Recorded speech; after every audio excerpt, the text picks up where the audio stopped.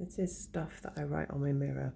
I do write on my mirror because it's a great way of reminding myself about stuff I'm working on or just giving myself reassuring messages. So this one I've had for a couple of months now. You are the masterpiece, Beth. And it means like I've been doing loads of learning, loads of working on myself, and just understanding that it's okay to do that. That actually you are the masterpiece means you're here to learn stuff. You're here to experience life and learn things about it, so that you can grow into your best self and serve your purpose in the way that you are meant to. And so yeah, just reminding myself that yeah, it's all about you. You need to get on and do this work, realize stuff. And also, the more I do it, the more I get to enjoy my life, the more I notice, the more I appreciate, the more I'm able to feel the abundance and feel gratitude, and the more fun I get to have. So, yeah, it kind of keeps me awake. It's like, remember, this is what you're here to be working on.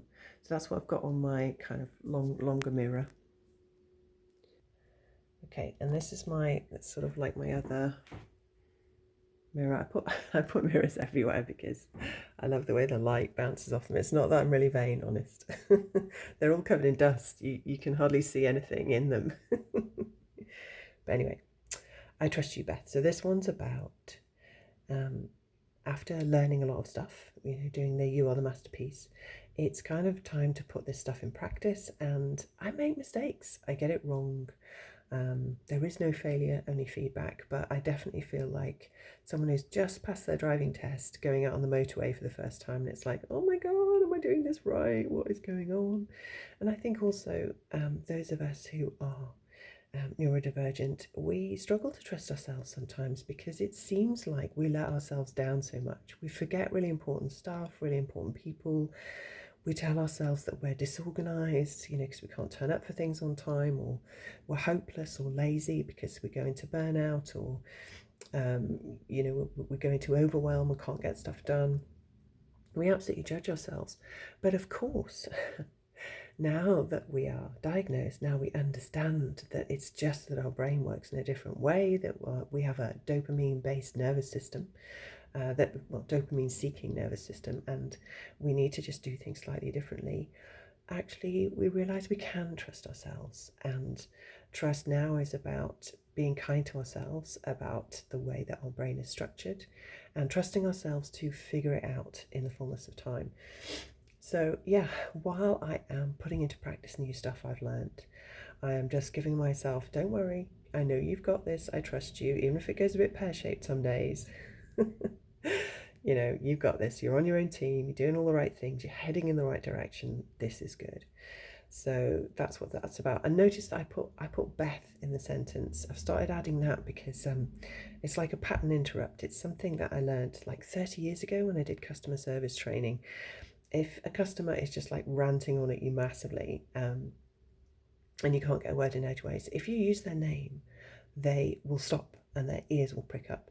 So I literally look in the mirror, and I go, I trust you, Beth, and my ears prick up, my inner ears, my unconscious mind is listening when I'm using my name. This applies to you, Beth. Yes, it's you. It's you I'm looking at. It's you I'm talking to.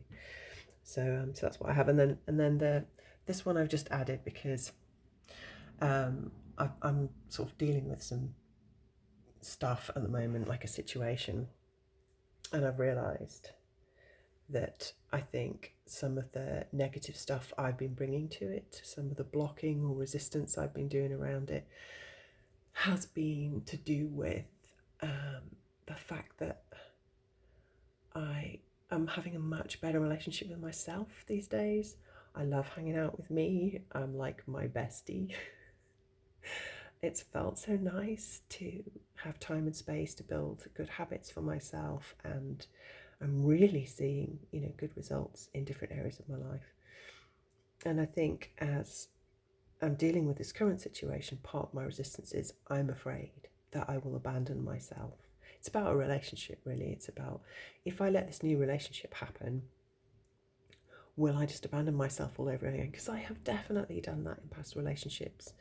I don't know about you, but I think part of it is patriarchal conditioning. It's like, you need to put everything into that relationship, and you need to live around your man, and you need to be the nice one, and you need to be caring for others, blah blah blah, all of that stuff. And also, of course, it is a huge source of dopamine, a relationship, particularly a new relationship. And so I think there's a part of me that said, hey, we've had such a great time hanging out these last few months. We've learned so much, we feel so much better, we've seen great results. Like, are you going to run off and ignore me now? And I think that part of me has been getting in my way. So I have been obviously getting in my own way, because that's what we do. But yeah, so I just need to reassure myself. So this is, Beth, I am all yours. Don't worry, we are the main character in this movie. And I'm staying on my path. And the joy of life is that different people will come and walk along that path with me for a short time or a long time. But whatever happens, I've got me, I love me, I'm on my path, serving my purpose, experiencing life as I can, and it's all good. Yeah, so I just really need to remind myself of that right now, so that I can let go of control over the situation, so that I can be, so I can know that the outcome is for my highest good, is the right outcome, whatever that looks like. And I promise myself never to abandon myself again. So that's me when I was 14, by the way. That was like the first dress I made. I was really into, I still love making clothes and things. And it was just a bit of old stretchy fabric that I literally kind of tied and knotted around myself. Anyway, just in case you're wondering. But yeah, so yeah, what would you like to write on your mirror? What might you need to remember to say to yourself each day? Because those of us who are neurodivergent, we have all these great intentions, and then we just literally forget because we don't have object permanence. So this is object permanence. Every time I look in one of my mirrors, I see and I say these things, and that helps to keep me feeling calm and good and intentional and at peace. So yeah, what will you write on your mirror for yourself?